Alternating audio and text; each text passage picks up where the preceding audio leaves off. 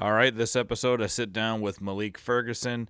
Malik is a new hunter. He's only gone out a couple of times, but he came to Huntstock 2 years ago and shot a bow there and has since taken archery very seriously. He loves 3D shooting, target archery, and is just so intrigued by hunting, the hunting world. And he's kind of a guy that you wouldn't expect. He went to Huntstock not knowing anything about hunting, just to support Pat Burns. He's Pat Burns' brother. Grew up with him, and Pat's like, "Hey, swing through." He swung through, and he had just an awesome time. And that's a testament to our amazing hunting community. And he is now, I can tell, somebody who's going to be a lifelong archer and bow hunter. So. It's a great conversation. Malik has an interesting story. He kind of picks my brain a little bit on hunting strategies, things like that. So there's a lot of information in here too. Just about hunting strategies. If you're a beginner, this will be a great podcast. If you just want to hear an interesting story, this will be a great podcast too. But yeah, let's get into this one right now. It's my pleasure to introduce Malik Ferguson. Went on my Facebook page, and he said once I knew, he saw Savuno. Once he said Savuno, I knew who he was. I was like, oh, okay, cool. Well, all right. So I used to be on my BMX team when I was a kid. And he was like, what? Hey. Yo, Jake. Yo. Did you just sell what Hawk helium sticks to somebody the other day?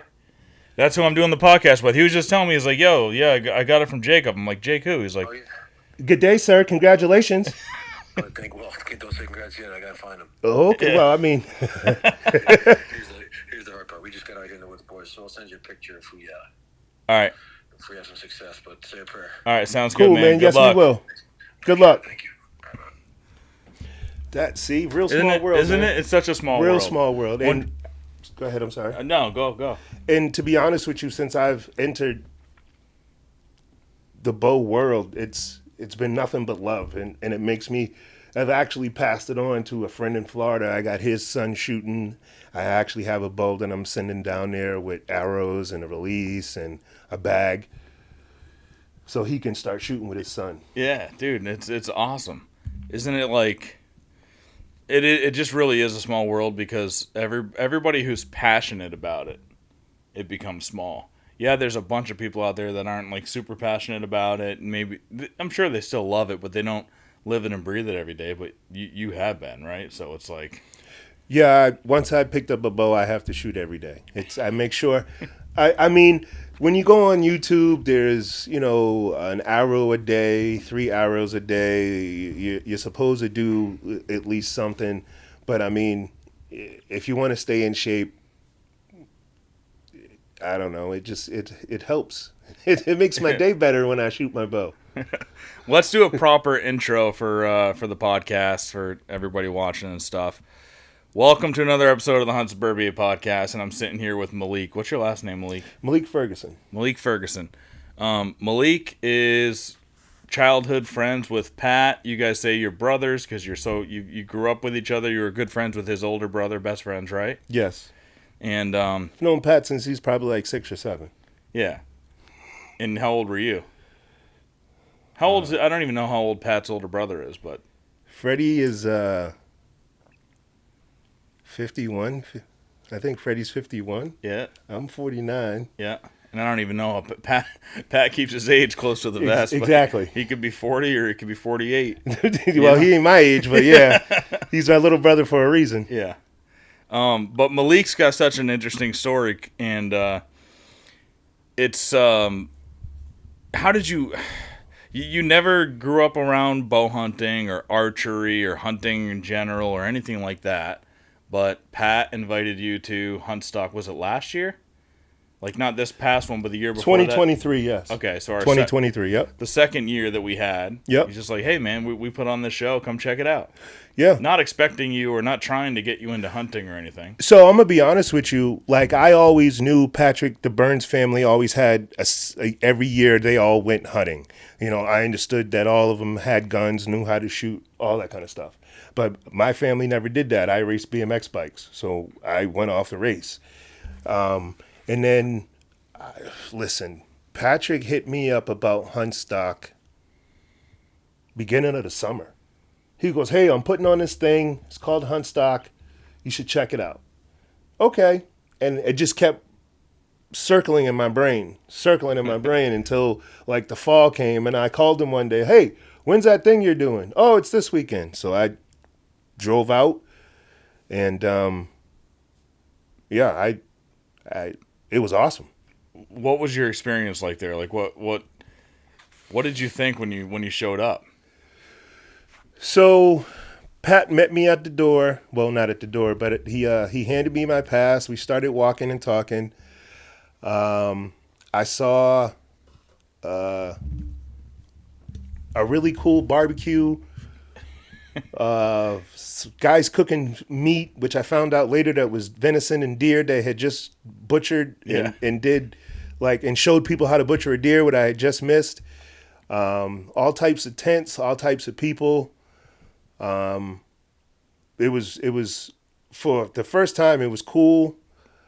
A bunch of stuff I had never seen before. Did you have any of that venison? No, I didn't get to have it because they wrapped it in bacon and I don't eat pork. Okay. Did you go back see that part this year? Did you get to see the butchering demonstration and everything? Yes, I did. Which I wanted to see so I could learn how to do it for myself when I start hunting. And you just started hunting this year, right? But first let's back up to that first year. And Pat's probably showing you around the festival and you guys are walking around, you guys get to the bow booths. And what happens? I had never shot a bow before. I never shot a real bow before. I shot when you go to camp or something, you shoot a long bow or a recurve or whatever, but I haven't done that since I was a kid. And they picked out a bow, whisker biscuit, no sight, and yeah, so just see if you can hit that. yeah, pretty much they said if you can hit that over there, and I was like, all right, cool, and I did. Yeah. With no peep, no sight, first time, I think I was hooked right after that. I think I was like, oh, that's cool. And while I was standing there, I'm watching guys shoot arrows up to like 50, 60, 100 yards. And I'm just like, I can do that. Yeah. That doesn't look that hard. Yeah, it's hard. Yeah, it's hard. It took a little while.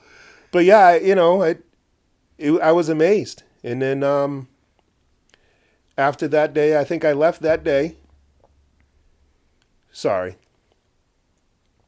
I stayed and I listened to a lot of different people speak. Oh, good.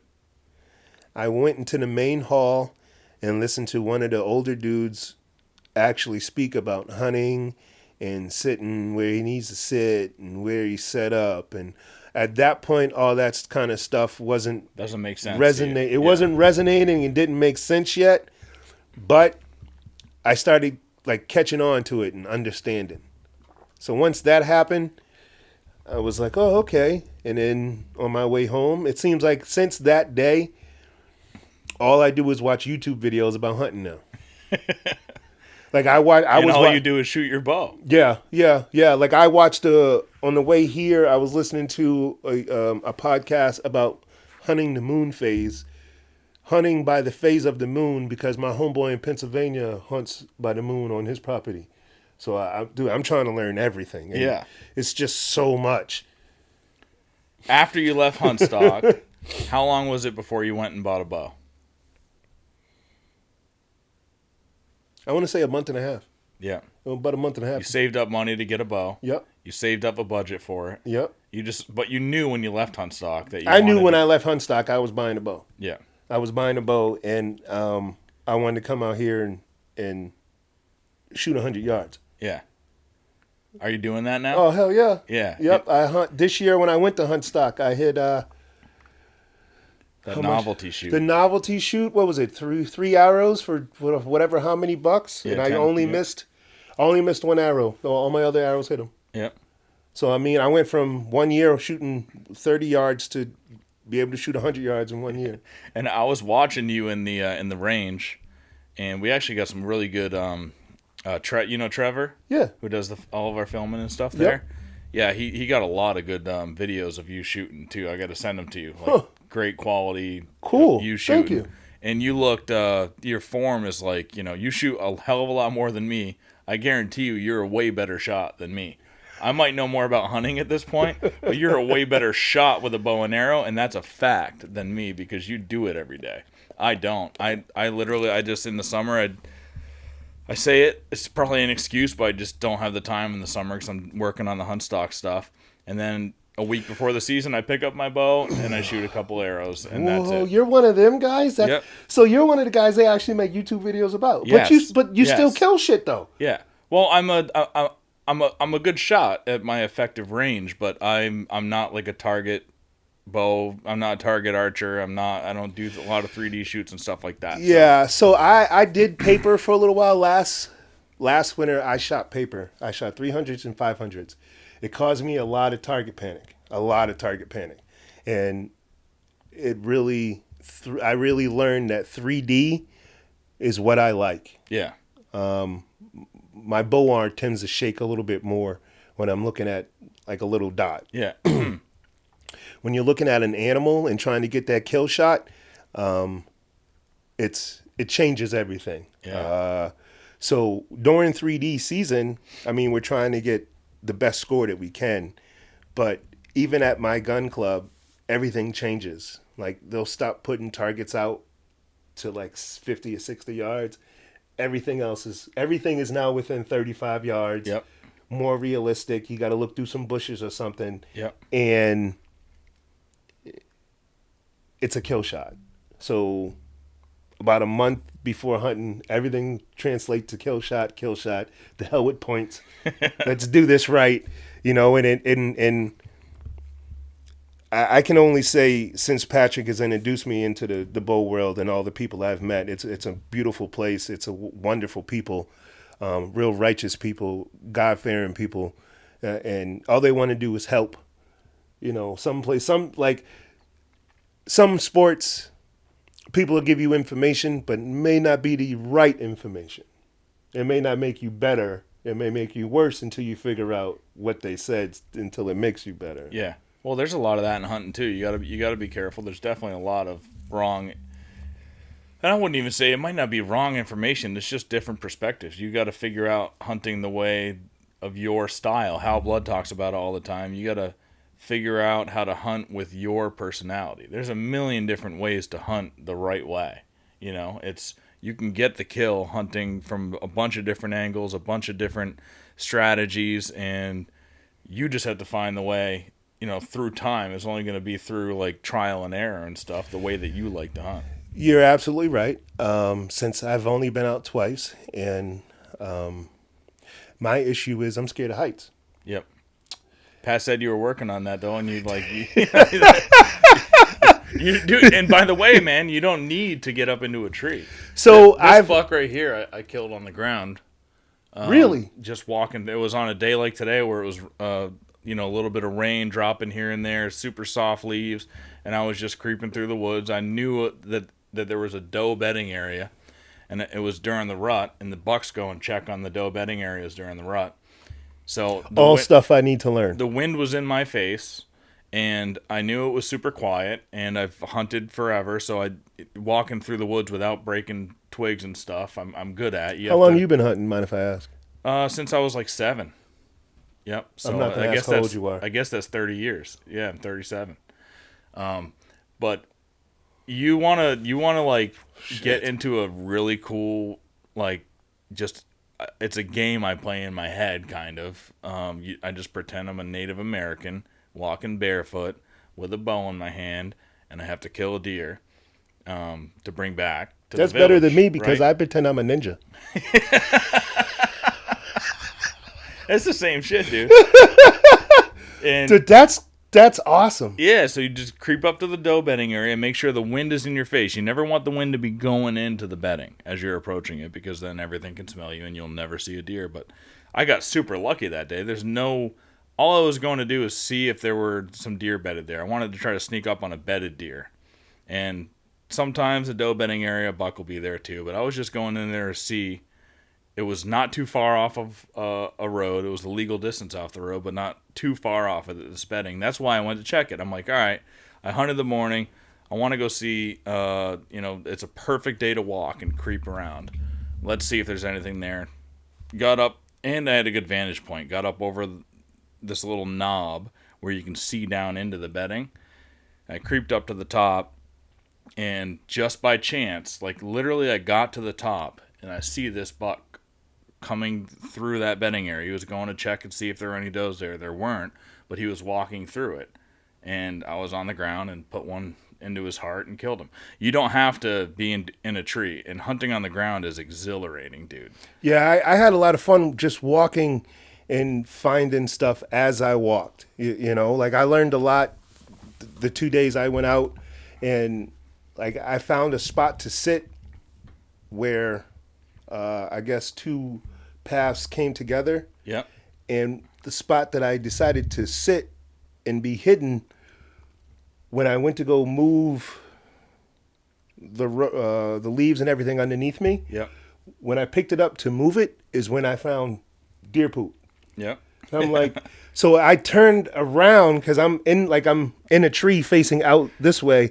So I turned around and faced down the hill. And as I'm facing down the hill, I notice like another walkway, a path, grass in this bedding area pushed down. I'm like, oh shit, that's a bedding area. Oh damn, I need to turn around.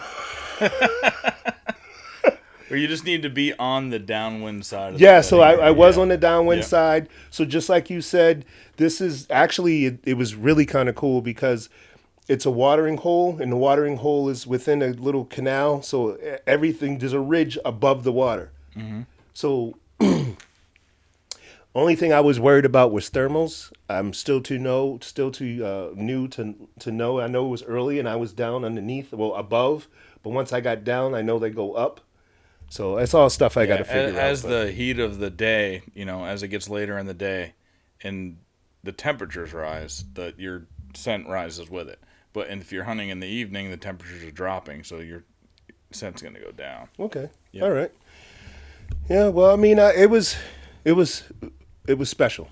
And I can't wait to learn. I can't wait to learn how to do what I need to do on the ground. Yeah. So I can move up in a tree. Yeah. But yeah, once I saw them moving with me on the ground, I understood why they are in a tree. And then I went and bought a pair of sticks. Yeah. But do you have like a platform or anything else for the sticks, or you just got sticks right now? I saw a pair of sticks online for inexpensive money. I grabbed them. Yeah.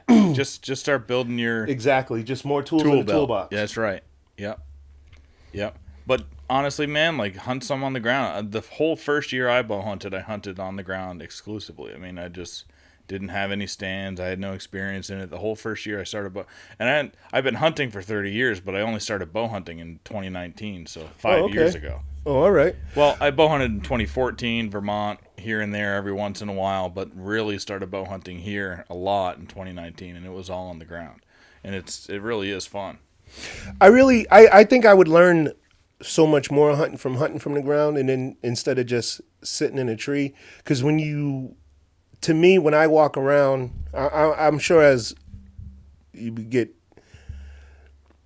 more experience, when you know what you're seeing when you see it. As of right now, I don't. Yeah. You know what I'm saying? That's all part of it. Not to get off subject for some strange reason, but that actually looked like furniture from Patrick's mom and dad's house. Oh, really? That's hilarious, dude. I got that from like a secondhand store not too far from here. I walked in, I'm like, yo, and I sat down in it. Oh, that's comfortable. That's the most comfortable that's chair a grandpa ever. chair right there, man. And it fits this theme of like this Most old definitely. ass wood cabin, Most definitely. But yeah, man, I can't wait to actually learn where not to go. Because right now I feel like I walk into some place that I shouldn't be. And I know I'm not 100% at killing my scent yet. Like other people, like Tim. Tim keeps telling me, you know what I'm about to say. Yeah. Well, dude, that's a whole nother thing that people are going to tell you complete opposite things. So there's a dude that just killed an elk out of my, his name is Adam. He just killed a huge elk. And he doesn't believe in killing his scent. He just believes in playing to win. Yeah. I mean, I'm kind of there. I went for a couple years being super serious about scent and not getting dressed till I parked the truck and got dressed outside of the car. That's what I've been doing. I was doing all that, and honestly, man, you just can't beat a deer's nose. This is my perspective on it. You're not going to beat a deer's nose, no matter how hard you try with your scent control. They're going to smell you. Now, the other side of the coin, the guys who take super serious scent control measures will tell you, yeah, you're not going to fool a deer's nose, but it might gain you an extra 5 seconds. It might, they might think that the scent is farther away because it's not as strong. If I go in with boots I walked through the garage or I got some gas, the main thing I try to avoid is like wearing my hunting boots when I go out to get gas, because there's just gasoline and that's a super strong scent. That's the main thing I try to avoid right now. And I just play the wind. Deer are going to smell you no matter what if the wind is going at them. So what do you think about the deer that walk under gentlemen in their tree stands? Without smelling them? Yeah. I think the scent is getting carried over them.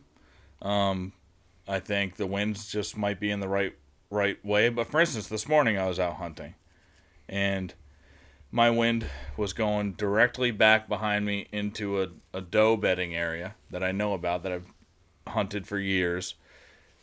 But the thing with hunting, when you're hunting in the morning, you want to try to get them going back to their bed. Deer are going back to their beds in the morning.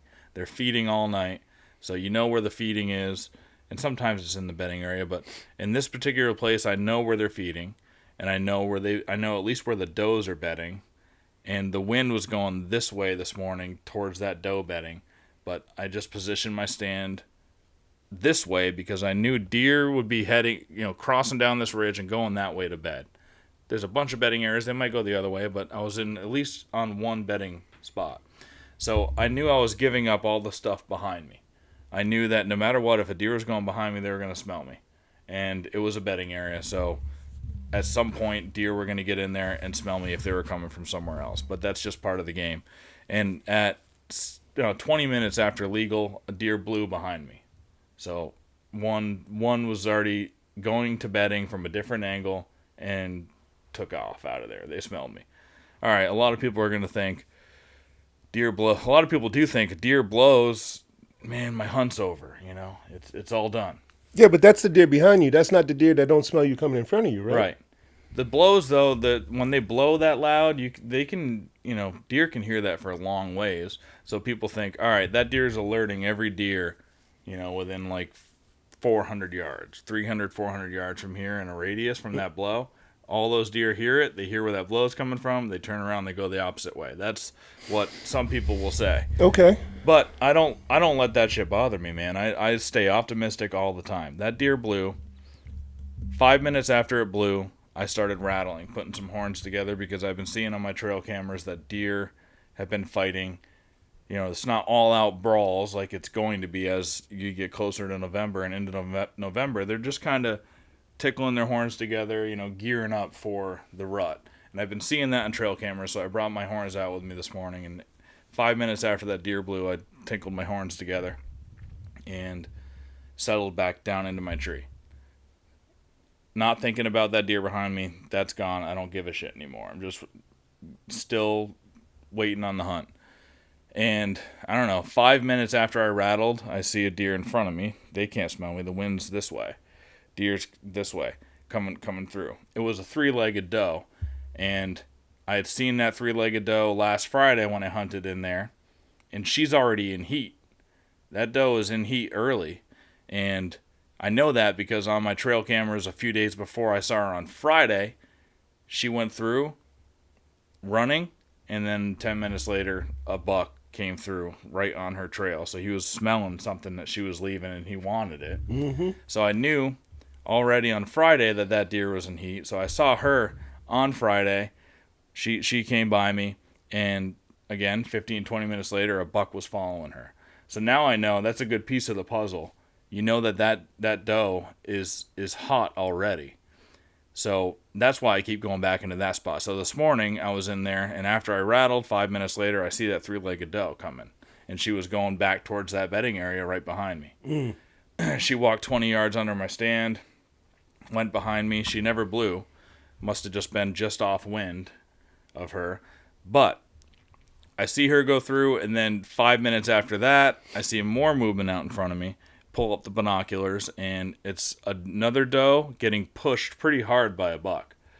And it was an 8-point buck, kind of a smaller rack, like maybe that one on the right up there in the skull. He was pushing that doe, and they split off. Like, he pushed her hard, and she took a hard 90, and she came right on that same path that 3-legged doe did, 20 yards from my stand, towards that doe bedding area. And he broke off and started going out in front of me like this. I tinkled the horns together again, just to get that buck's attention. He was walking away. I wanted him to come to me.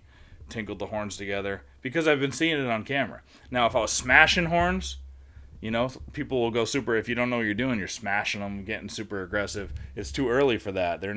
They know that all the bucks in the area, they're just kind of playing with each other, getting ready. They're not full on smashing. So I just tinkled it, and that buck turned and came right at me, and he walked 20 yards under my stand. And now he was looking, once he got real close, he kind of saw me up in the tree. But I stayed super still, and he knew something was wrong, and he just circled. So then he circled downwind, he circled my tree, and then he smelled me, and he blew, and he took off. I don't think there's... If it was somebody in my tree that took all their, super crazy scent control measures, I don't think it would have gone any differently. That deer's also going to smell you and blow if they're that close to you and it's not going over. Some people like to get 40 feet up into a tree, and when you're that high, your scent's going to carry over all those deer right under your tree. I like to go about 18 to 20 feet high. I don't get super high in my trees. So, I don't know. But just to go back to your point of, like, getting right under your tree, many deer did that today. The buck circled. He was smart enough to, like, when he sensed something was up, he circled and smelled and ended up smelling me and took off. But I don't think it's something... I think when you're early on in your hunting career, like you are, dude, and you just want to... I think spending too much time and too much effort, there's information overload that you're going to go through. Most definitely. Yeah. Most definitely, dude. And scent control is one of them. Don't worry about that yet. Start with playing the wind. So I really was working on playing the wind. I don't have a washer and dryer at my house. Yeah. So wait till you hear this. Wait for this one. So I go and talk to John. You spent that washer dryer money on your bow. Oh, right. So I go and talk to John about this situation. And John's like, I take my washer apart, clean it, put it back together, and then wash my hunting clothes in it. What? Huh? And in my head, I'm like, oh my God, I'm never shooting anything. Like, they're gonna smell me. Oh my God. So then I go to somebody from my hunting club, one of the old timers from my hunting club, and I'm like, hey man, I don't have a washer and dryer. What do? I go to the laundromat. He goes, just wash your clothes in one load and then put your hunting clothes in. And I was like, what about these dryer sheets? Like, I had a whole tantrum, a whole list of stuff. He's like, don't put no dryer sheets, hang it outside. And then and he said, use the scent killer spray. And I was like, okay, cool. So I bought one scent killer spray. And then I bought the sticks from Jacob. And I bought the sticks from Jacob at Bass Pro Shop. So, we took a stroll in there and I asked him questions, see what's going on, see what he buys. Yeah. And he goes, I need new spray. So I walk over, and as he gets his new spray, he's like, yeah, this is the stuff I'm looking for. I'm going to tell you something. I've raced BMX bikes. I've been a lobsterman. I've played in the woods with the dogs. At no point in my life did I ever think I was going to go to a store and look for a bottle marked Earth. Yeah. and buy a bottle of spray that smells like dirt. Yeah. I mean, I'd rather just roll around in the dirt. Yeah. But hey, it made sense. He goes, this is what we smell like, you know? It's like getting string wax for your bow that smells like acorns. Yeah. Yeah. Why not?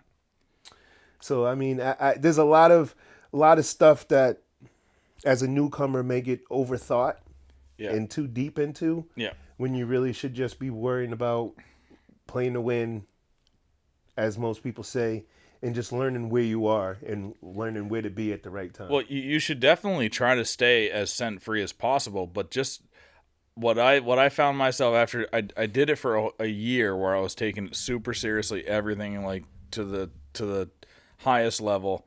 Like, did you use not having chloroform scent? too? No, Yeah. no.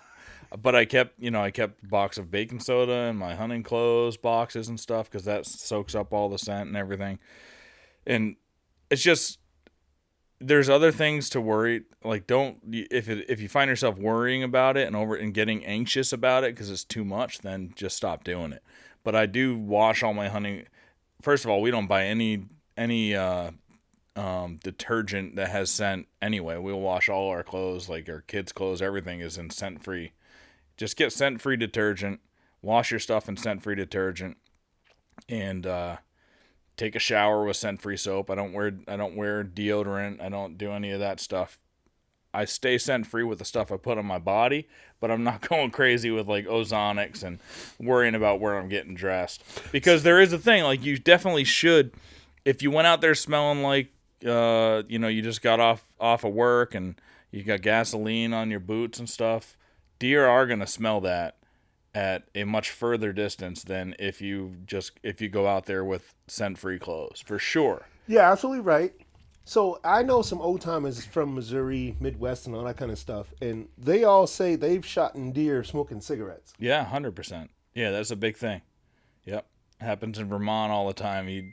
I'd walk up to a bucket overturned, a Home Depot bucket that people sit on to hunt, and there's 20 cigarette butts, laying next to them, and there's a dead deer in front of them.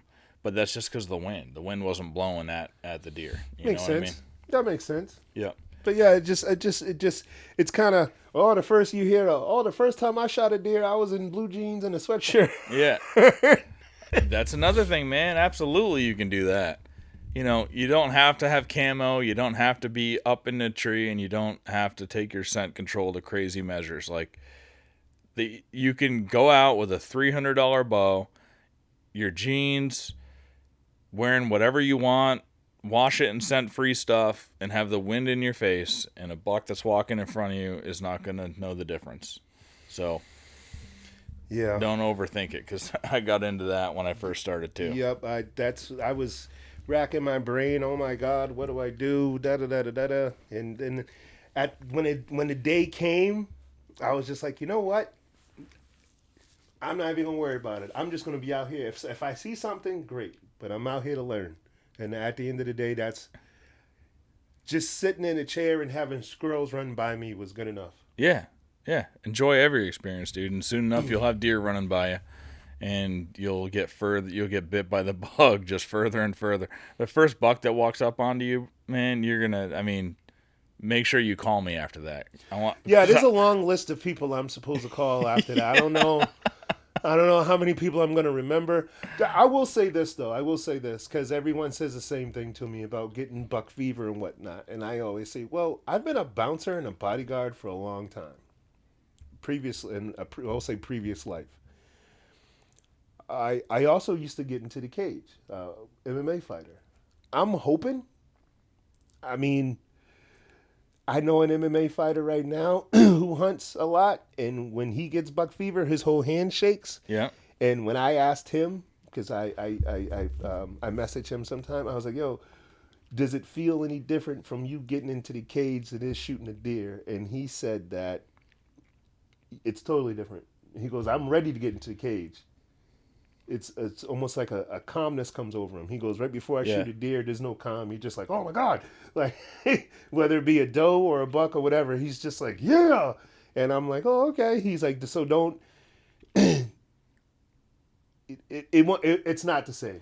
when you get into a cage, you know what to expect to a certain degree. You're going in there, you have boundaries. You can't get outside that cage. You've got one guy that you have to fight. Yeah, they might have different moves, but you know what to expect. When you're deer hunting, you never ever know what to expect. Yeah. And deer will pop up out of nowhere. It'll happen fast. A buck will come cruising through. You have 3 seconds. Jake, who we were talking about that you bought the sticks from, on the way over here tonight, he called me. He shot a deer tonight. He was in there for a particular deer. He did some rattling. Deer popped out. There was a dense fog that was rolling through. Deer popped out. I think he showed me a picture of this deer. He had 2 seconds to think where that deer was going through. It was like, is that the deer? I don't know. It has a good rack. He had like literally 2 seconds to decide. Pulled back, had to shoot. Little window. So it happens really fast.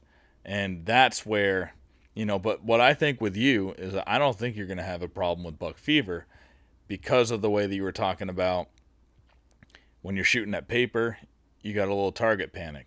When you're shooting at 3D targets, you didn't. And what I think happens there is I just think that's instinct, because we've hunted for tens of thousands and 50,000 years. It's in our DNA. We know, we haven't been shooting at paper for 50,000 years, but it's just something in your DNA that you don't know. That's why when you see an animal, even though it's just a 3D animal, you don't get the target panic, because it's just natural to you. And yeah, it obviously different when it's a live animal and it's coming and it happens fast, maybe, but I think you're going to be good with that. That's cool. Thank you very much. I appreciate that. So let me ask you a question. So how many pins are on your sight? 3. And what are your pins set at? The top one's at 20, then 30 and 40. Okay. Yeah. And you don't range everything, correct? I when I get into the stand, the first thing I do is range every tree, every landmark. If there's a stone or there's a fallen log, I range all of those. And then every 20 minutes, for the first half hour or something, I'll pick it up and I'll range them again. But I'll guess before, just to try to see if I remember what all the ranges are. Because a lot of times, like I was just saying, that they'll come in and it'll be so fast that you don't have time. I asked that question. You don't have time to pull it out. So you want to study it, and you want to get test yourself on it. While you're sitting there, when you have the downtime, test yourself, and then after you sit, if that's your first time sitting there, definitely do that a bunch. And I do it every time I go back to a spot. But once you find a good spot that you like and you're sitting in the same tree, over the years you'll just know, because now it's all just ingrained in your head. You'll know the distances, but it's always a good idea to range. And then if a deer, you got to watch what the deer's doing. If the deer's just slowly approaching and he's feeding on acorns, you have all the time in the world to get ranges again. Look at like the angle he's taking, where it looks like he's going, find some openings and range it, because you don't have to worry about him when he's feeding like that.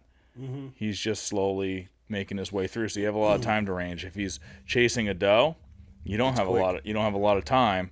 So that's where you have to know and remember those ranges from all the prep that you did when it first gets light out in the morning, or when you get in your stand in the evening. Get those ranges and test yourself for the first 20 minutes, an hour, whatever. Do it until you feel comfortable, because you'll have to be able to make a split-second decision and remember what pin you got to use. Some people like to use a single pin sight. I'm not there yet. I think I do want to go to one at some point, but I'm just I like my 3-pin right now. I got a 3-pin on mine, but they're horizontal. Yep. I was thinking about doing a vertical. Open up the screen, open it up a little bit more. Open up my sight pitch a little bit more. A single pin vertical, or a vertical with 2 pins over the top horizontal? That's what I do. I like the triple stack. I like the triple stack going straight up with all three of them. Oh, okay. Yeah, I haven't seen that. So I like the Booney has one. CBE just had one. But yeah, so I have 3 coming out now like this. Yep. Which actually helps me line up, because I'll put that on the leg, and then I just follow the leg up. Yeah. But yeah, I shot a friend's bow with the 3-in-1 all in one line. And you liked it? Yeah, because you see Yeah. you see a whole lot more. Yeah. But once again, archery and how you have your bow set up is to each their own. You know, unfortunately, I do. Well, I can't say unfortunately, but I do like shooting a target bow, the longer bows also. So that's kind of fun. You know. Well, how much do you shoot? Tell everybody how much you shoot. Jesus. I don't know. So right now I have 8 arrows in my quiver. Yeah, 8 arrows in my quiver, with field points. So when I wake up, before I like really get dressed and shit, I'll go grab my bow. No, really? Yeah, dude. I'll go grab my bow. I'll throw a sweatshirt on and some flip flops, and I have a target set up. Depending if it's raining, I'll shoot from inside the house. I have a target like 10 feet, and I have a big block, and I'll just shoot arrows into that.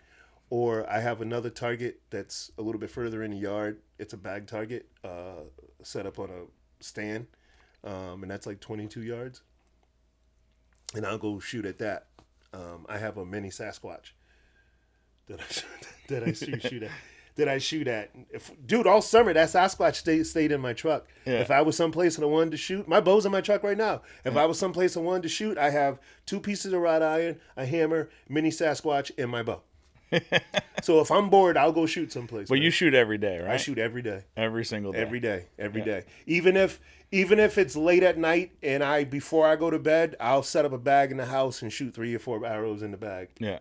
Just to shoot, you know. What does it do for you? Why do you like it so much?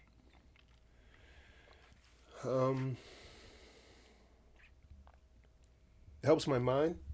It's kind of you do have to think about shooting and go through all the preparation in your mind, but that's all you need to think about when you're doing it. All the rest of your day, bullshit, kids, work, wife, girlfriend, all that shit just falls away.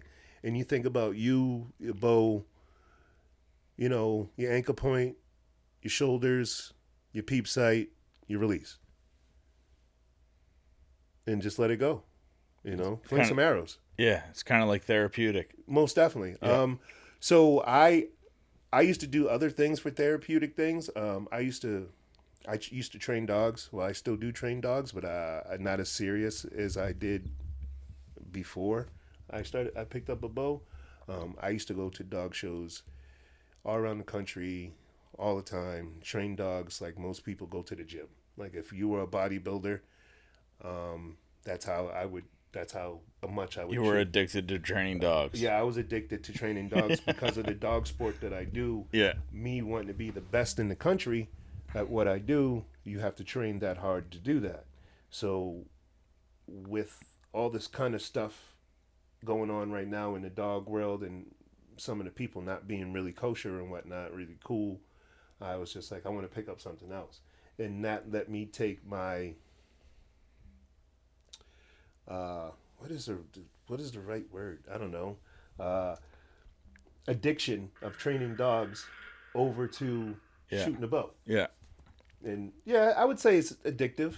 Yeah. Yeah, of course, but it's addictive. A really good addiction. No, absolutely. Man. It's like once you learn how to do it, and especially how to hunt, you get to feed your family. For me, it's feeding the dogs for free, feeding the family, having a good time, hanging out with the guys.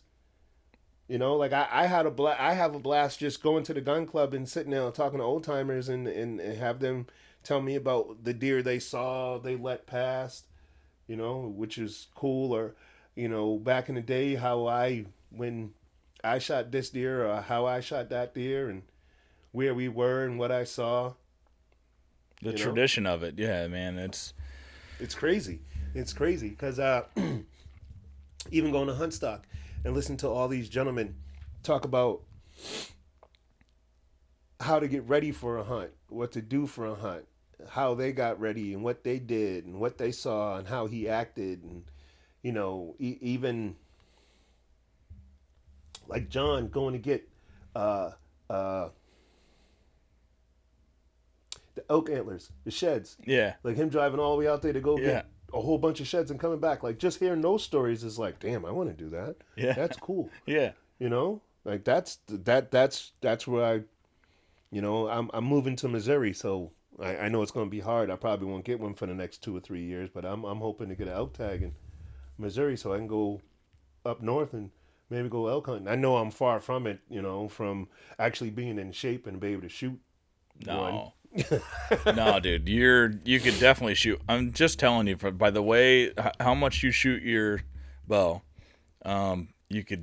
you're already prepared to shoot an elk just by how much you shoot your bow, and you're in shape enough, dude. Like you want to be, you want to train if you're going to be hiking way back in there, but you're in shape, man.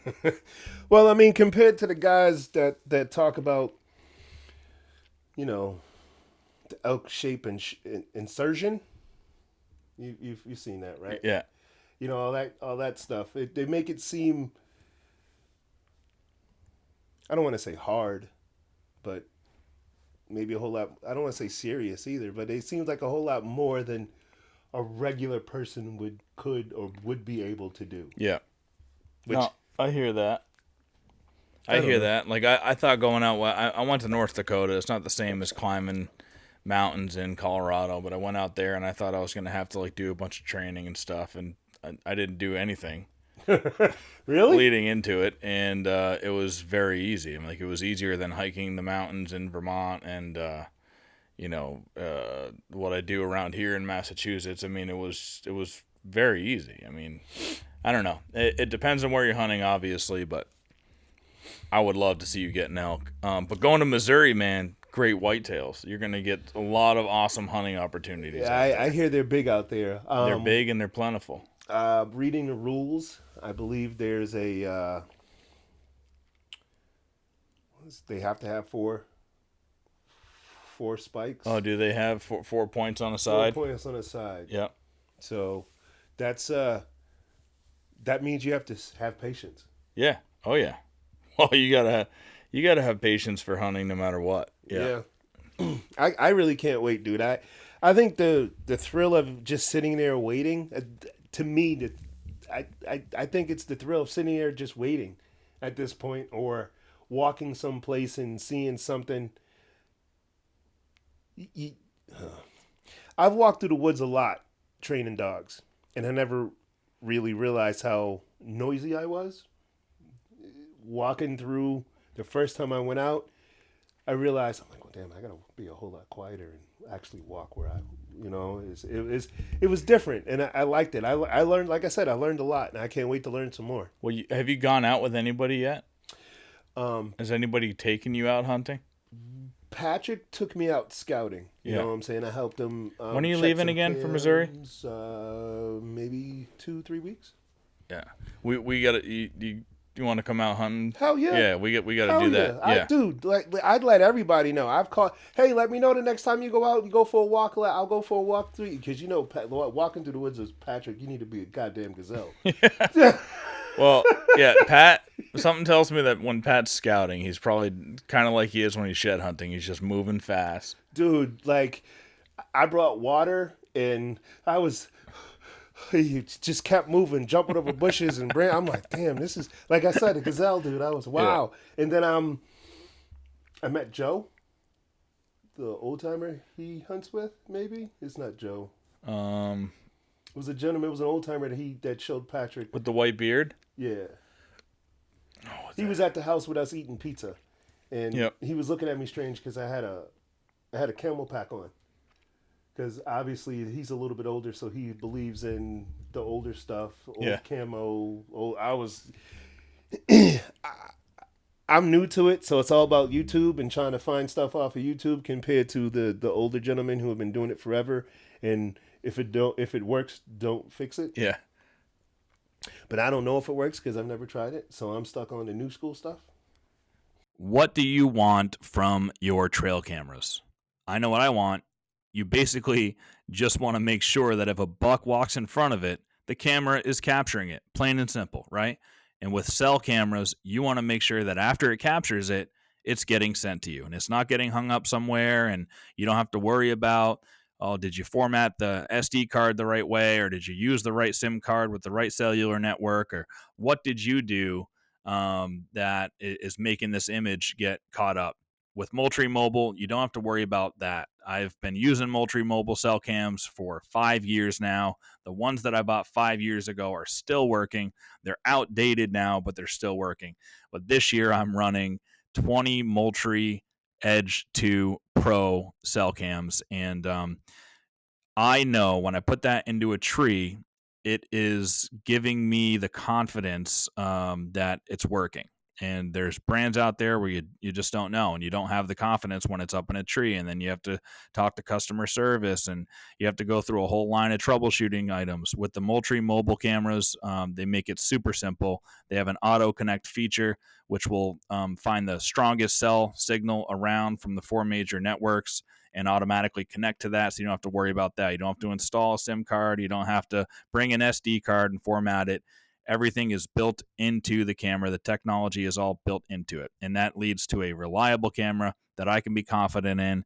And if you guys are looking for the right cell cam, if you already run cell cameras, you run different brands, I recommend getting a couple of these Moultrie Edge 2 Pros or any of the Edge 2 cell cams in that series, and just give them a shot. Run them against the other cameras that you have, and you will you'll be happy with the results. So go check them out. Don't just capture images, gather intelligence with the Moultrie Mobile Edge 2 camera series paired with the super simple and easy to use Moultrie Mobile app. You can learn more at moultrieproducts.com. Vortex Optics has sponsored the podcast. I have been a user of Vortex my entire bow hunting career.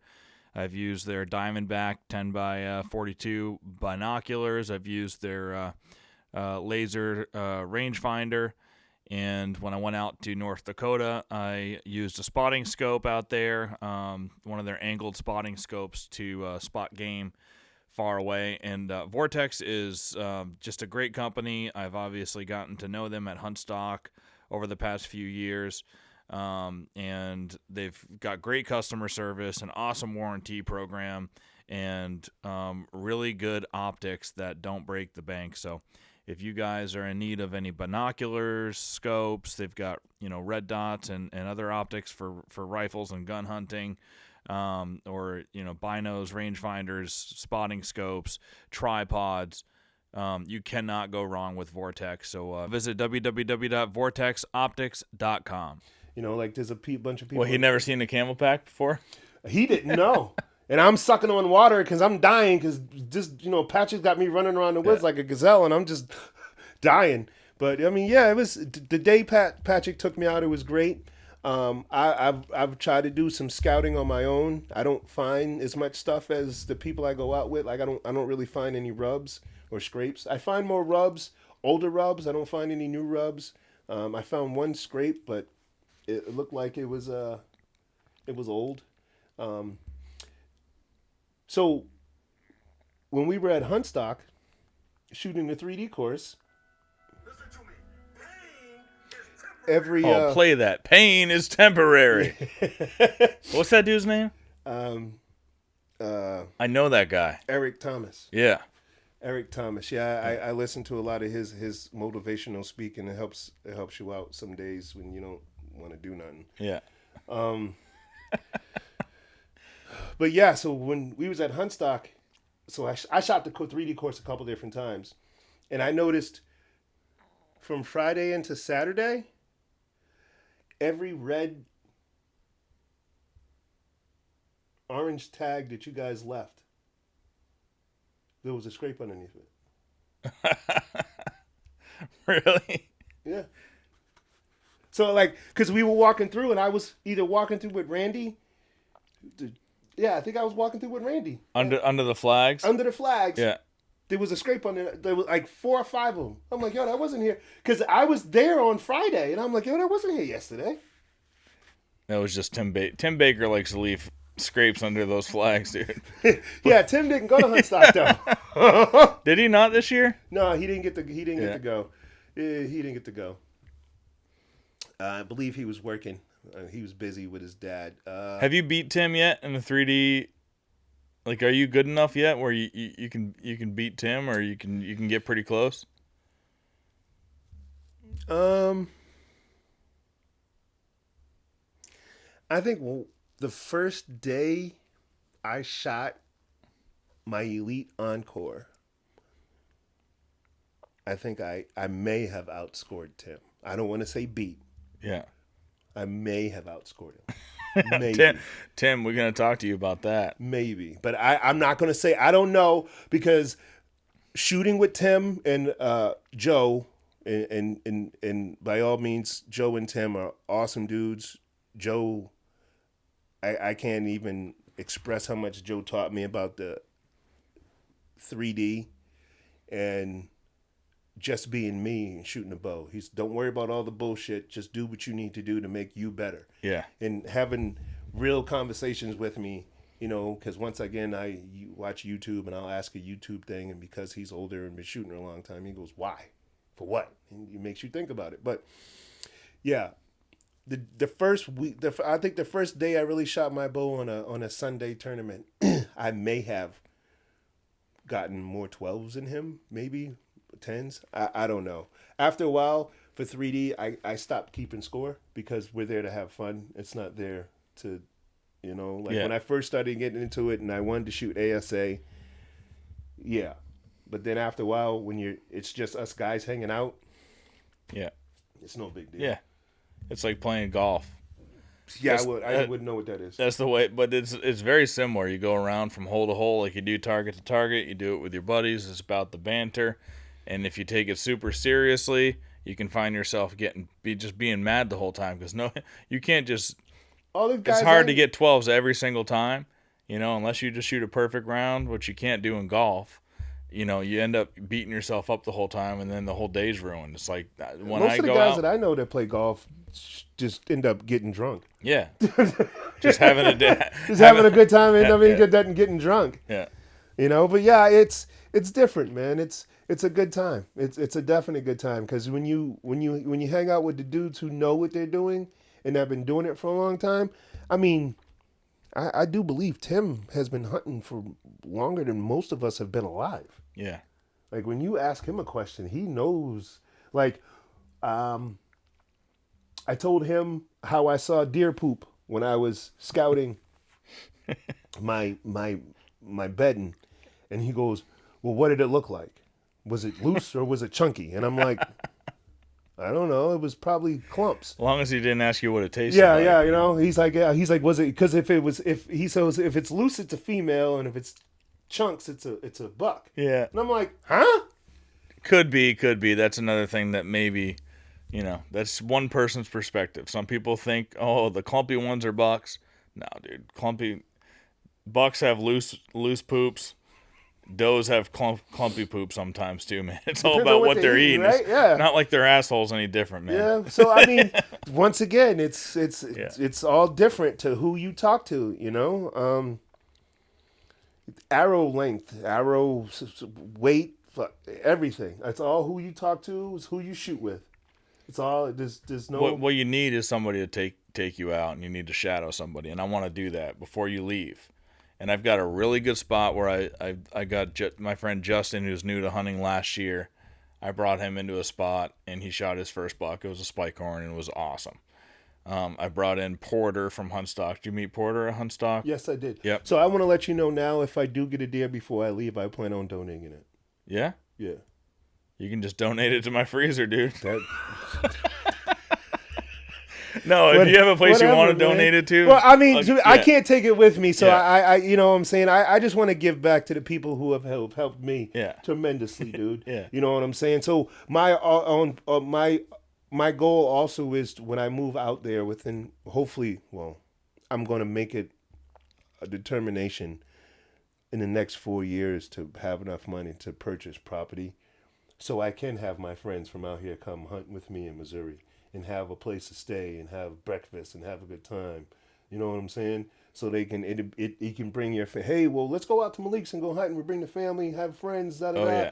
You know, like that's what I want to And it's the dream. It's the American dream, man, is having a piece of property to call your own, man. Like 20 acres even. Yeah, that's enough. I didn't know about the Ozarks until I started looking for hunting property in Missouri. Yeah.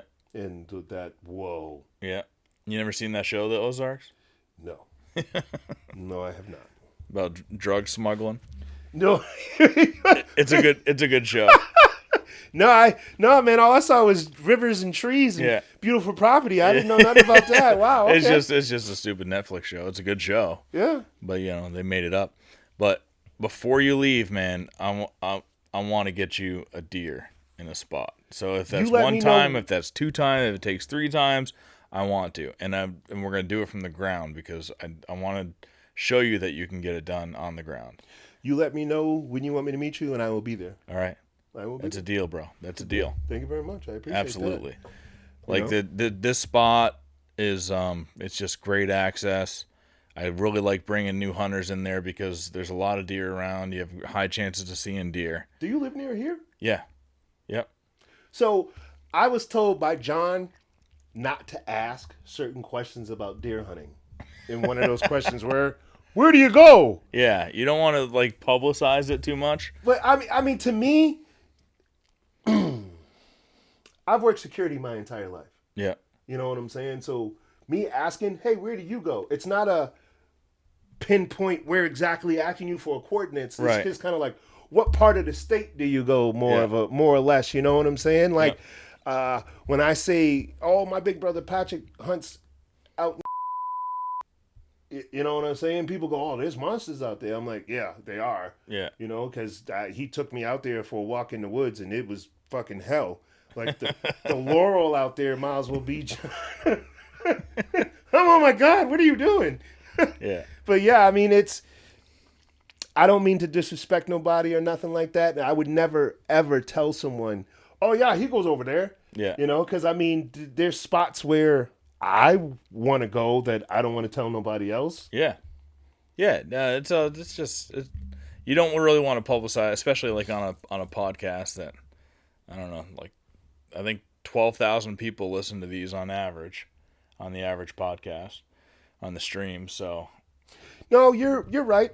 There's a bunch of other podcasts I listen to or watch on YouTube, and one of the gentlemen literally said, say the state, say the county. You know what I'm saying? One of the guys literally said he'll park his truck and he has a wrap on his truck. Yeah. And and as soon as he parks his truck and puts a wrap on and has the wrap on the truck, everybody be like, oh, wait a minute, that's such a truck. Oh yeah. Tale as old as time, dude. The Benoits used to have people following around their truck. Well, once you recognize the truck, then you can follow it around. And to me, though, that's just like, that's not the part of the game is finding your own spots and doing the scouting. That's the fun part. Doing your own scouting and figuring it all out. So I haven't put up a camera yet because I feel that I want to learn more than just putting up a camera and seeing where they're going. Yeah. I want to see where they're going and what they're doing before I just put up a camera. Yeah. You know? And also, I feel that what if I put the camera in the wrong spot? Like, I could put camera in a bedding and not only mess up hunting for me, but because of where I go, and I'm not trying to be like, oh, this is mine. I may mess up a hunt for someone else because I don't know what I'm doing, and they may not come back there, and someone who already has something set up be like, oh, what the fuck happened to my deer? Just having a discussion with, on a group chat with a bunch of my hunting buddies, and my buddy Kevin just talked about that tonight. It's like, there's a guy who literally walks right down this rub line and goes through all the bedding.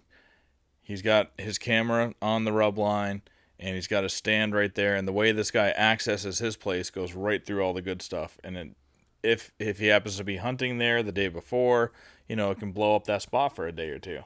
So, yeah, like that's it. The ingress and the egress is extremely important, and that's just going into your stand and going out of your stand. You have to look at the wind, know where your stand is, and know where the bedding is, and know if you're going in the morning where the bedding is, and to not have have your wind going into that bedding so you can catch them going in. And if you're hunting in the evening, you want your wind going away from that bedding, and you have to look at the access points and kind of plan it out I planned it out all on OnX the night before I planned to hunt. Like, I know where I'm going tomorrow. I've hunted this place a bunch of times, and I don't need to plan it out, but all that stuff is super important. All right, cool. All right, so now that you said that, and I really wish I should have said this prior to this. So for a new person like myself that really doesn't know how to use OnX, you know what I'm saying? Like, there needs to be a class for when you get your hunter's education or however that works. There needs to be a class on how to use like Deercast, OnX, like all that kind of stuff. Because for a newcomer like me, even using the certain tools, like even when I was in the woods and trying to search through the tools to figure out how to drop a waypoint, what to say, like all that kind of stuff. As a newcomer, as someone new, unless you basically have a mentor, way over. What I would say is that's levels ahead of where you need to be right now. You shouldn't be worrying about technology right now, because once you have experience and you're on the ground and you learn the woodsman stuff, then the technology becomes a tool that can help, but you won't be able to use that tool unless you learn that stuff first. Okay. Yeah, it's almost like, Scientology. Yes. They got different levels and like of enlightenment or whatever, and like a lot of religions, but Scientology, it's like, no, you can't get to this step until you completely master this. It's almost like that's what you need to think about in hunting, but that starts with a mentor and stuff. And honest, dude, I'll take you out. It'll be a few days. You're not going to learn all. Yeah. You're not going to learn everything in a couple of days, but you need to have a bunch of those experiences first. Just keep cramming. Sometimes I feel like it's shit leaking out and I want to put it back in. Well, I think that's a big issue now with new hunters, is there is so much information now. There's so many podcasts. There's so many YouTube channels. You can just get crazy trying to download all that stuff, but none of that means anything until you learn the basics and the building blocks. You can't learn calculus before you learn how to add and subtract, and that's what you need to learn how to do first. Because they're trying to all teach you calculus, but it doesn't make any sense because you don't know the basic of mathematics first.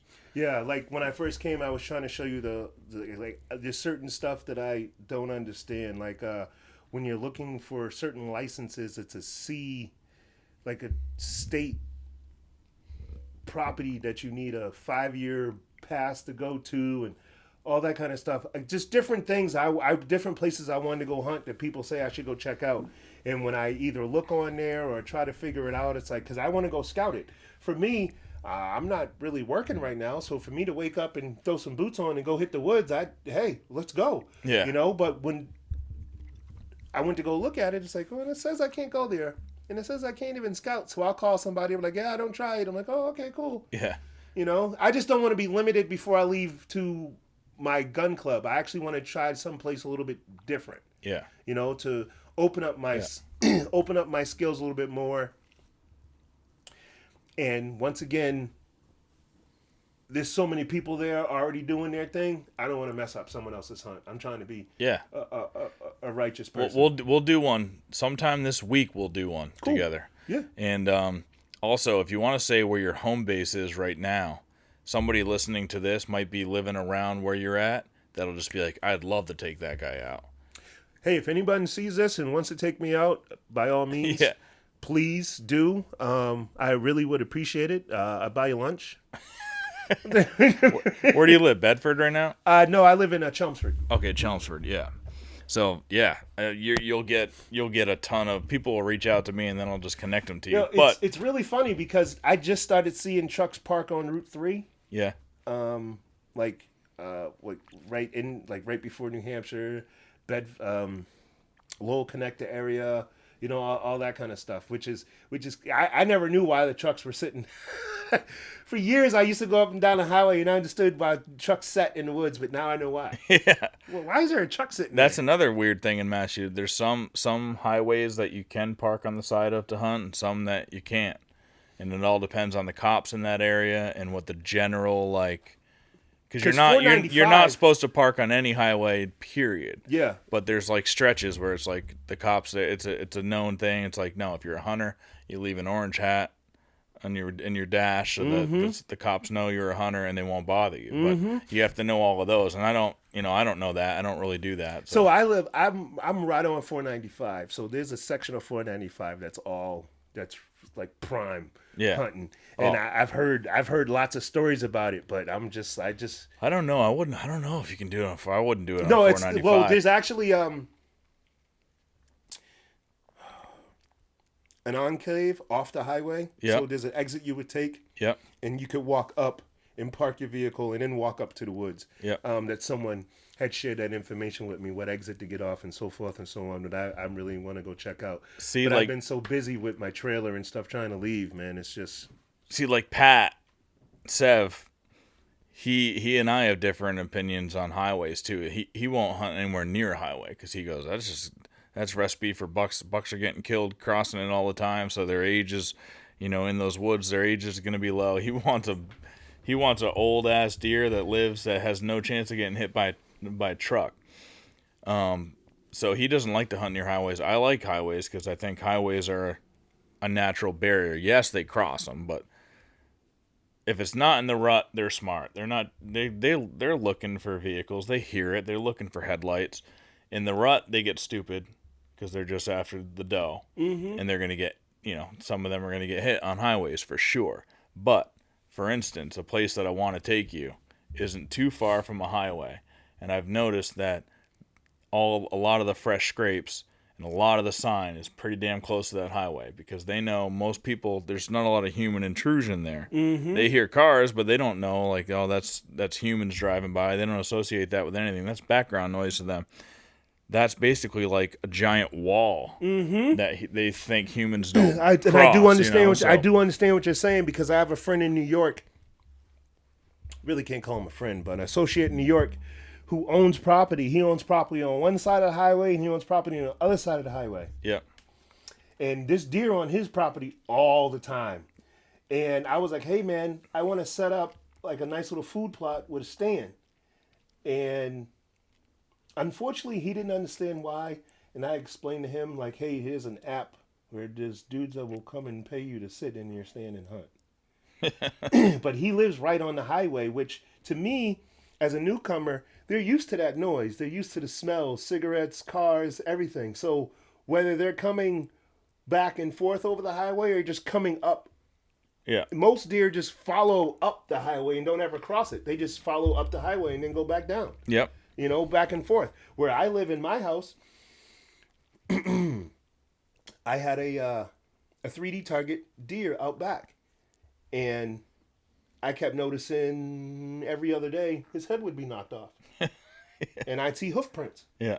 But, it was because they were following the grassy knoll along the highway and then following back down. There's plenty of farms near my house. Deer are edge creatures, man. So anywhere there's an edge, that's where they want to be. That's where the edges, and by an edge, I just mean like where a canopy opens, right? Any edge, like highways, they brush the side of it, so there's all this openness between the wood line and the highway. It might be 20 feet, 50 feet, whatever it is. That's all prime feeding. It's undergrowth, all these shoots and sprouts come up, and they go out there and feed at night all the time. But they're edge creatures. Any edge you can find, you want to keep that in mind. Where there's woods going into a swamp, that's an edge. Where there's woods going to a river, that's an edge. They live on the edges. They don't live in the middle, they live on the edges. They might bed in the middle, they might go into the swamps deep in and live there, but in the mornings and the evenings, they're in the edges. Any edge that you can find.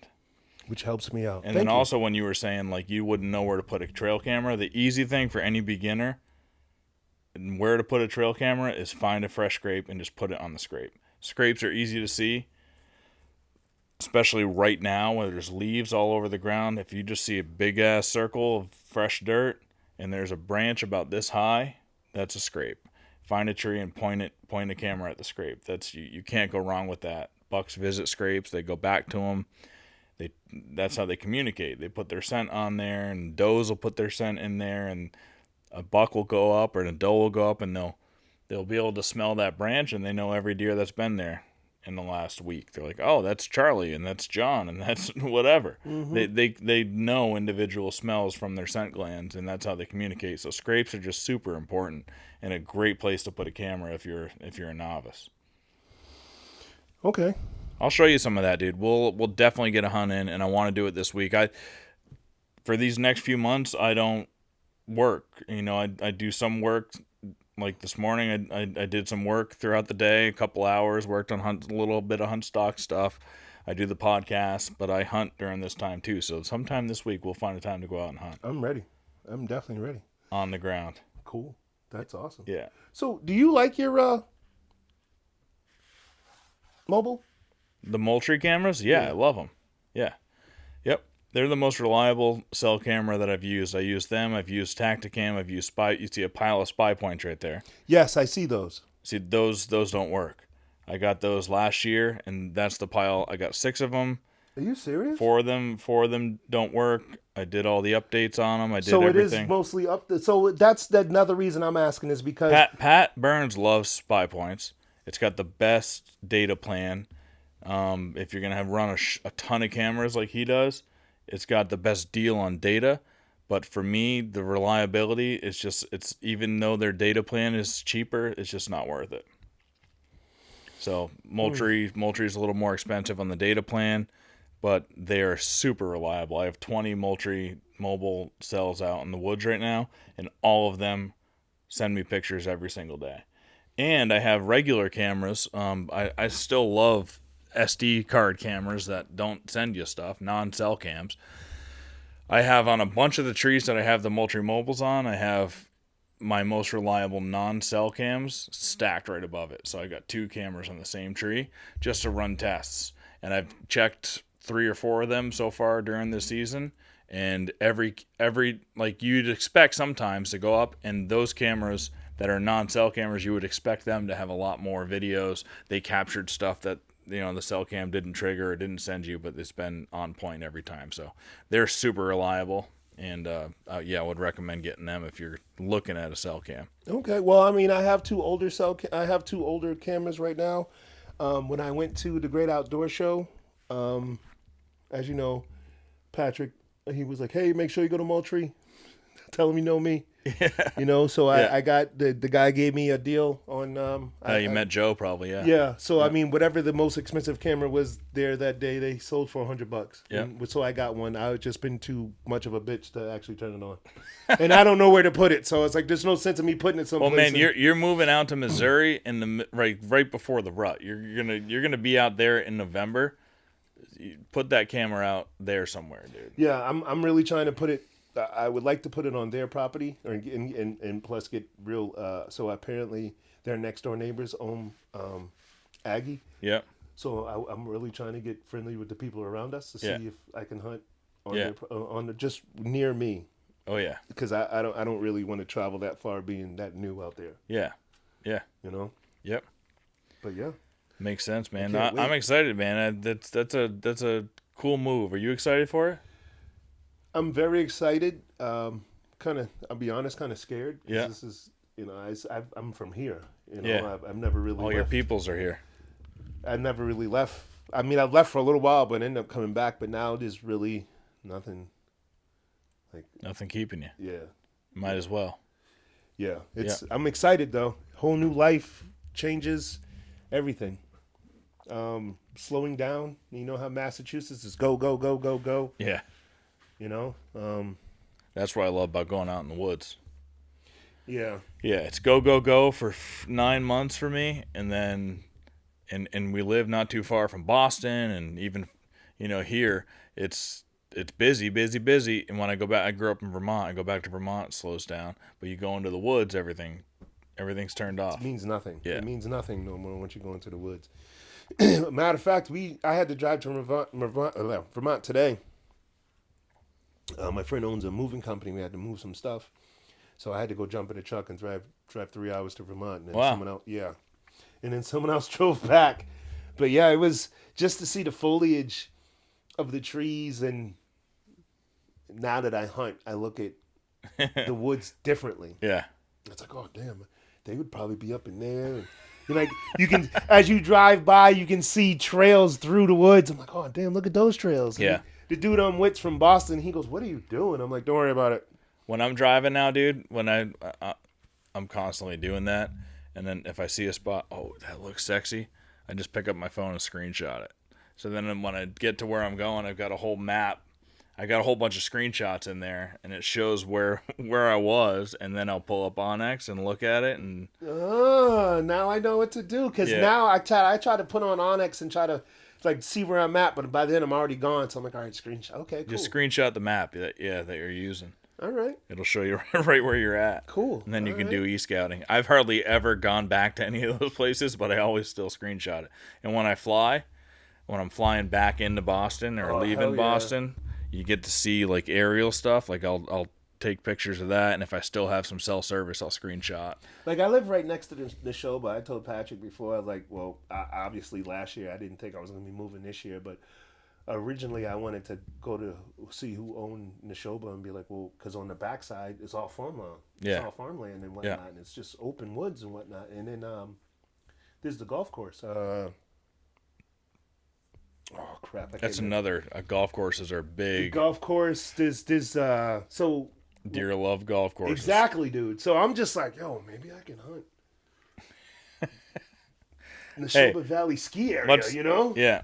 let's learn some addition and some subtraction first, right? Just get in the woods, have somebody teach you. I want to make it a goal on the podcast, saying it right now, to get you a deer before you leave for Missouri. I'm down. So that you kill your first deer, you get an experience, or just see a deer and draw back and shoot and release an arrow. That'll be, especially hunting on the ground, that will be an accomplishment. Hell yeah. But you're a great shot. I think if there's a deer in front of you, you're gonna kill I it. did see a doe last Monday, but You have doe was like- tags? Yes. Okay. What zones? I could only get it was a 9 or 10.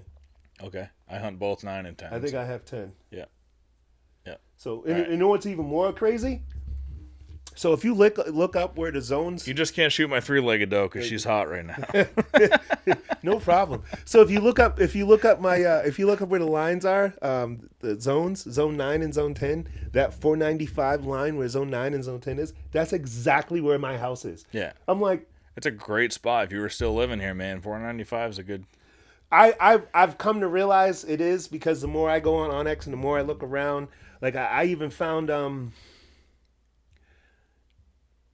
conservation land 3 minutes from my house, and I never noticed it before. So I was driving to the gun range, Yeah. and I noticed a car parked Yeah. on like this little dirt road. Yeah. And I slowed down to see where the dirt road went, and the dirt road didn't go nowhere. It just kind of stopped. And there's a little tiny sign that says conservation land. Yeah. And it's right along 495. I'm like, oh, I'm definitely coming back here. So I did go and take one of my dogs for a walk back there. I didn't see anything. I didn't even see any acorns. So I didn't really, you know what I'm saying? But I'm That's sure. crazy because there's so many acorns this Yeah, year, with this man. part of the woods, there really wasn't any acorns. Maybe I just don't far enough in. It was about to be dark out, and I had the dog with me. And I just wanted to go home. I'll have to check it again, though. I'll have to go back there and see what's up. But once again, I just want to make sure I can be there and do some scouting and hunt and not get in trouble. Well, let's do this sooner than later because, You let me know when, and I'll be there. yep, I would say tomorrow, but I've got a plan for tomorrow morning already. But this week looks pretty dang good for weather. Sometime this week. So when we're done with the podcast, I'll look at the forecasts and all the weather and stuff, and we'll come up with either a morning or an evening. I really wanted to go out this morning because I knew it was going to be quite brisk. Yeah. And with the rain. Well, tomorrow morning is the best. Oh, okay. Tomorrow's the first. It's getting down in the 30s. It's going to feel like 32 in the morning. So, once again, I hate to say it, watching another YouTube thing. Yeah. And this gentleman literally said, so he was from the Midwest, and he said there's a cold front coming 13th, 14th, 16th, and 17th. And I'm like,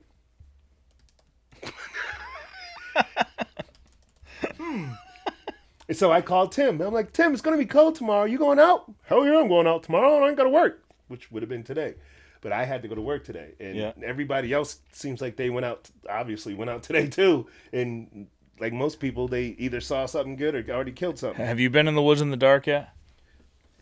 Like, do you have any apprehension about that? Are you afraid of it, or? Besides being a black dude in the woods in the dark, yeah. I mean, I'm gonna be honest with you, man. I don't know that many brothers that go in the woods to begin with. Going in the woods at dark, but that's a fear that I'm definitely gonna have to overcome. Well, yeah, because I don't know where I'm going. You'll do it with me one time. I think the first time that we hunt together, we'll do an evening sit. So we walk in the daylight. We're gonna find a place with a nice like fallen tree and a root ball. You know when the trees fall down? Oh hell yeah! And you got that big root ball. That's where I sat. That's one of the places I sat when I went on Monday. Yeah. I picked 3 different spots, and one of those spots was a big tree that totally fell down, and I was sitting like the root. By the time I sat in my chair, it was you couldn't even see me. In my mind, I already know the spot that will go. That's awesome. And, that's awesome. Yeah, and it's a big fallen tree. And do you bring a chair, or you just sit there on your hands and knees, on your butt? When I'm sitting on the ground, I don't like to bring any extra stuff because I like to move around if I can. If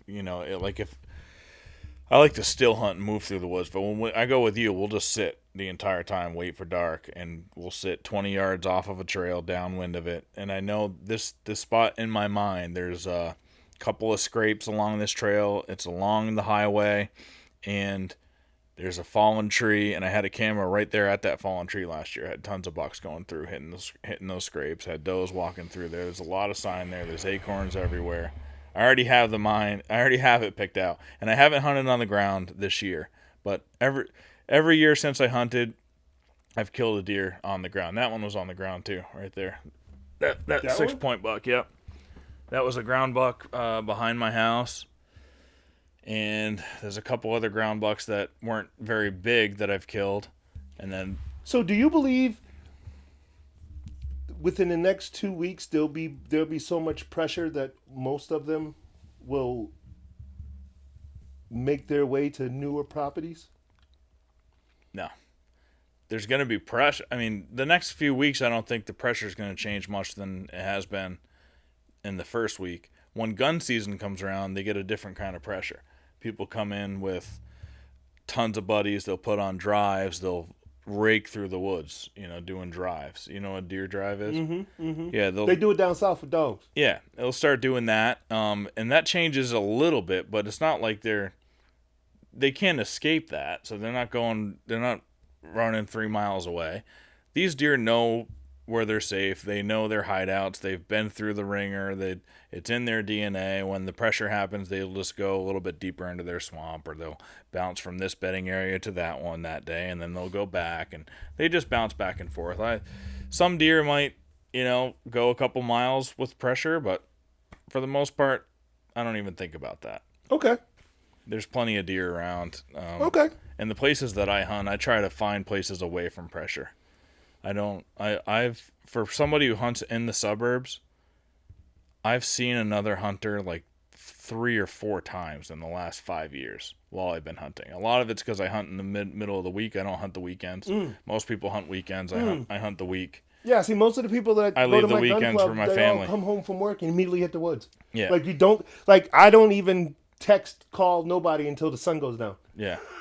Dude, one of the first times in a long time that I saw somebody was last week on Tuesday. I went in to hunt a stand. I started climbing the tree. I was 3 sticks up, and I got heard a whistle behind me. I looked back, and it was a hunter. I'm like, oh, they do exist, So was he also in the tree or walking? He was walking into his spot, and he was like, hey, I have a stand 60 yards that way, closer to the swamp. I'm heading into that. It's my stand. It's been there for 20 years. And I was like, all right, no sweat, dude. And I'd just roll over the shoulders. A lot of people might get into an argument or say, you don't own the woods. Like, I'm already in my spot. Sorry.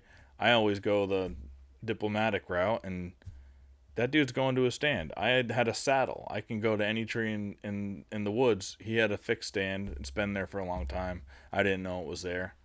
go into your stand, buddy. We exchanged numbers. He helped me get my sticks down, and I went and found another tree. So Patrick gave me a stand, one of the fucking with a seat. And after I got the sticks, I started looking for two new ratchet straps for the stand. And I'm trying to figure out how to get the backpack straps to put on the stand so I could use the sticks. And I'm like, yeah, I'm just going to stay on the ground right now. Because I by all means, I want to get Saddle. the mutant saddle. Yep. The mutant saddle is a new XOP saddle. I was going to try to get that. But just the whole time between trying to leave and buy all this stuff, I was just like, I'm just going to sit on the ground and wait. And once I get out there and figure out, because I don't even have camo. I just been using stuff that I don't need it. Yeah. Yeah. They were like, just wait until you get out there, see what's going on. Which, yeah, I've been cramming so much stuff in my brain and stressing so much stuff. I shouldn't be stressing it. I should just go have fun and be good. Yeah, totally. That's one of the reasons I want to take you out. You ever heard of King Richard's Fair? Hell yeah. You ever been there? Yes. So I go with my family a lot, and a couple years ago, I went into like one of the shops in the fair, and we were like, let's buy some stuff. Let's get like costumes, proper costumes for the King Richard's Fair. But I got something that's kind of like a Robin Hood style hat or like a Robin Hood style costume, and I had it in my head. I was like, just to prove that you don't need camo, that I was going to go out and wear my King Richard's Fair costume in the woods and kill a deer with it on the ground. And maybe I'll fucking wear that when I bring you out. Just to prove you don't need to be wearing camo. Yeah, when I wore some stuff one day to 3D, and I kept stressing buying camo, and they were like, dude, what you have on right now is fine. Yeah. I'm like, what? They're like, what you have on right now is fine. Yeah. So since that day, I haven't worn that anyplace else. I made sure it was scent free. You know what I'm saying? That's what I've been using. When I went to the Great Outdoor Show, I bought, on Sunday, everything's 50% off, 75% off. So I bought a Sitka shirt and Sitka gloves. Yep. Sweet. So I have that. It's like anything else, dude. Like, it's fun. It's fun to like get the good gear, and if you can afford it and you're super passionate about hunting and all that, like, might as well buy some good gear, but you don't need it. Yeah. You definitely don't. No, you don't. As long as you know how to dress correctly and layer. Yeah. Because some of those jackets. Whew. What do you got for boots? Most important thing is not letting your feet get cold. That'll be I got some Under Armour boots right now that I've been using. And you wear wool socks. Smart Wool. Yeah. I got addicted to Smart Wool about 6 months ago. I buy a pair a week. I go to Sierra Trading Post. Yeah. Which is down the street from my gym in New Hampshire. And literally buy one pair of wool socks a week. Yeah, that's all I wear is the Darn Tough. Same kind of thing as Smart Wool. It's just merino wool. Smart Wool's and merino wool too. I've learned a lot. So I even tried to. I went to Cabela's because I was trying to go out this week again, go hunting, and I was like, I really need some merino wool, like Long Johns or a base layer. And like when I went there, everything was kind of expensive, and they really didn't have any merino wool stuff. But then when you check, Camel Fire or Black Ovis or something. Mm-hmm. QU has, which I thought for $100 was almost genius. And I'm like, QU has a pair of merino wool base layers that you zipper. And I didn't understand why you zipper them until they're like, oh, when you get hot, you just unzip them and take them off. You ain't got to take your boots. I'm like, that's fucking genius. That's worth $100. Aerates it. Yeah. That's definitely worth $100. Just to, not because once again, I didn't think about it, but I went out Monday morning and it was kind of dark when I got dressed. But then when I came out of the woods, everyone else was gone. But there were new people coming in. So now I'm outside my truck in boxer shorts and a t-shirt. I'm like, oh, shit. Yeah, well, so you're used to being in, not having a lot of clothes on. Pat told me to ask you about Maximus. Oh, yeah. Well, we don't got to talk about it, but it's kind of interesting. That was one of my names in my previous lives. I was a male exotic dancer.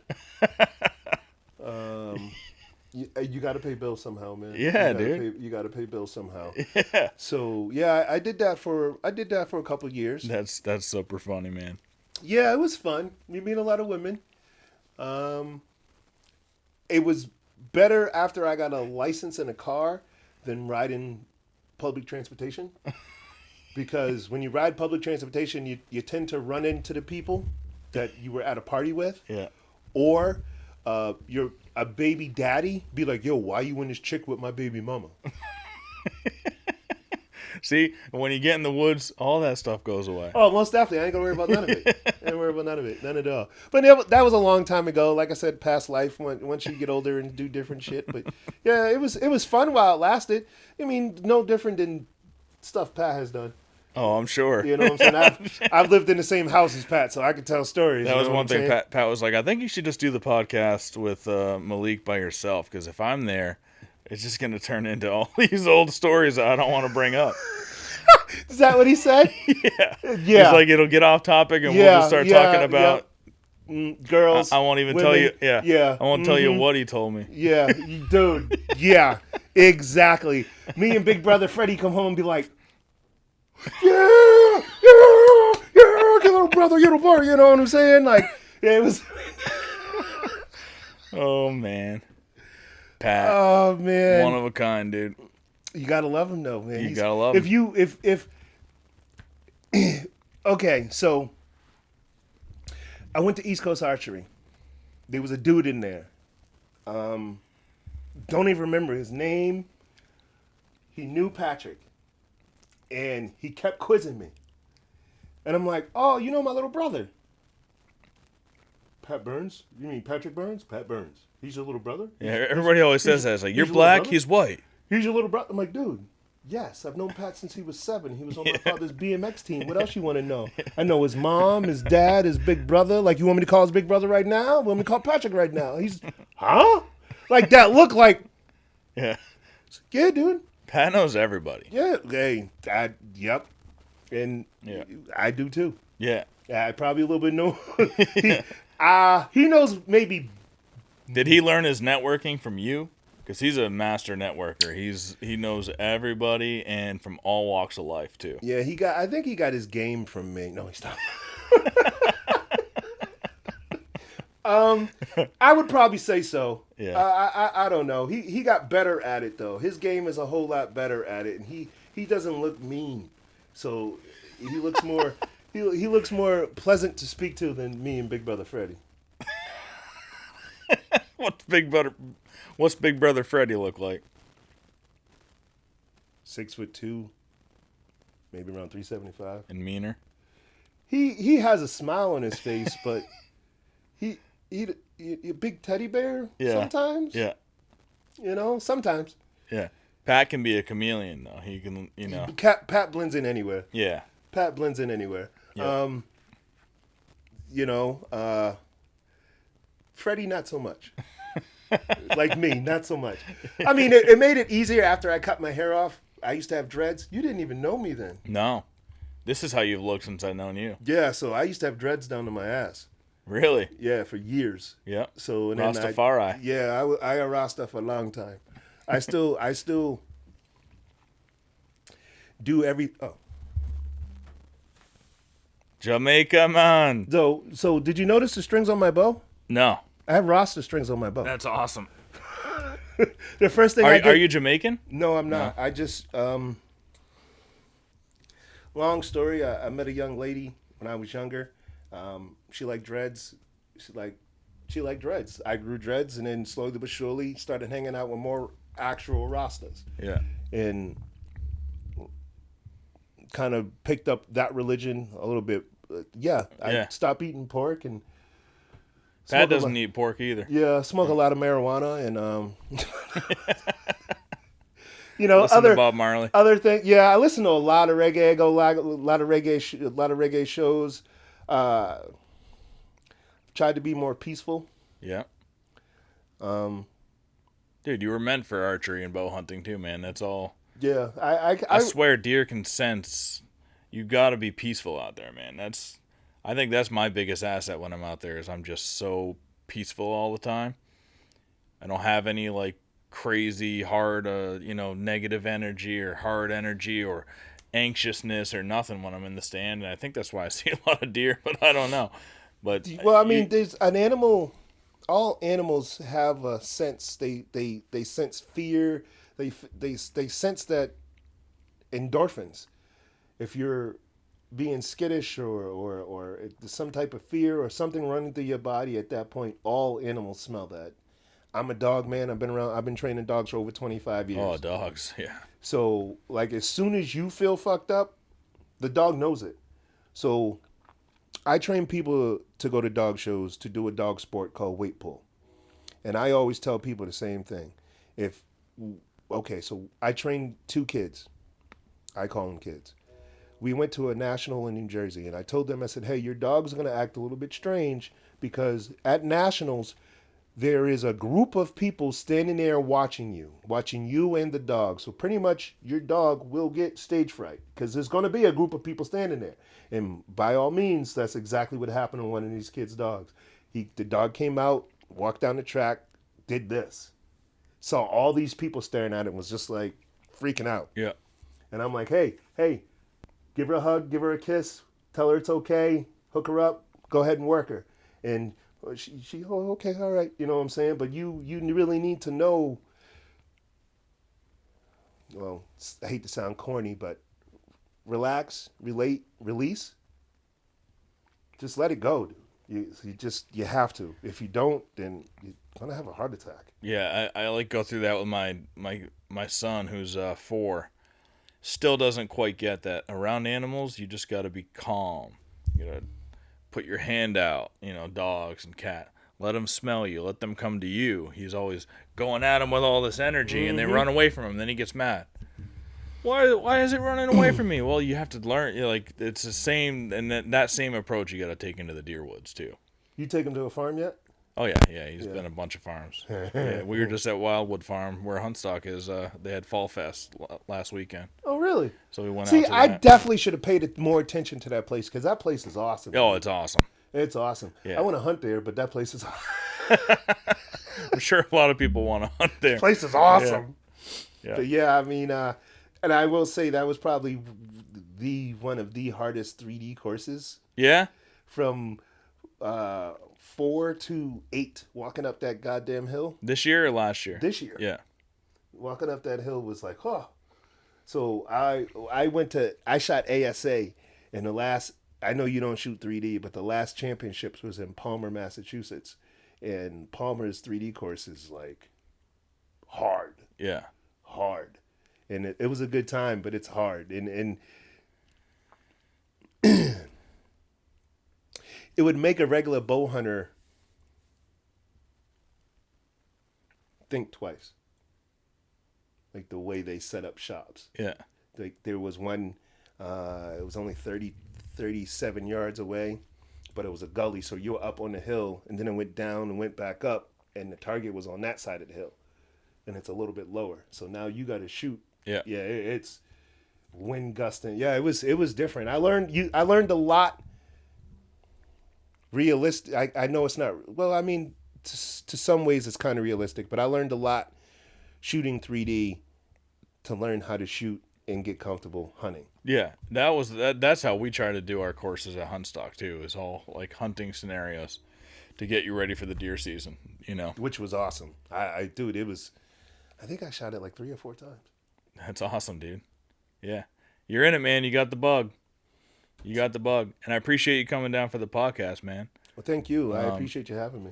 And we're going to get out hunting, and I'll probably film the hunt. And if you don't want it. No, it's if you okay. don't want the pressure. No, not at all. Not at all. I think people are going to want to see it now after we did this podcast. Listen, for me, that would be tremendous. Be able to take that with me and be like, oh, this is my first hunt. Yeah. You know what I'm saying? Yeah. That would be awesome. That would be awesome. Thank you. I appreciate it. No, man, I'm really excited about it. I am too. I love mentoring people. We're not going to have a ton of time because you're going to Missouri, but you do got to just follow some people, shadow some people, have people take you out. That's the best learning experience you can have. It's not YouTube or podcasts. You really got to get a couple of those under your belt and then get comfortable. But we're going to go out, and then we'll probably go in during the daylight, do an evening sit first, go out in the dark, and then we'll do a morning sit so you can see what it's like going in the morning. You know, going in the dark, finding your spot. And then I'm going to challenge you to do that on your own, go in the dark. You know, it's nothing's going to eat you out there. It's, you know, there's nothing to be afraid of at all. There ain't no boogeyman. Oh, I know that. I know that. no- It's funny because I used to carry a big ass machete walking around the streets, and now I'm in the woods with no weapons at all. Kind of makes no sense, huh? A bow's a weapon, bro. Yeah. Well, yeah. Yeah. Yeah. I don't know. But hey, thanks for coming, man. It's been a pleasure. Always. Thank you been very much. awesome. I can't express the gratitude I have for you and Patrick Burns for introducing me, getting it started, or inviting me, showing me. Probably one of the most exciting parts of my life. I appreciate that, man. Thank you. I appreciate that very much. Thanks, man. No worries.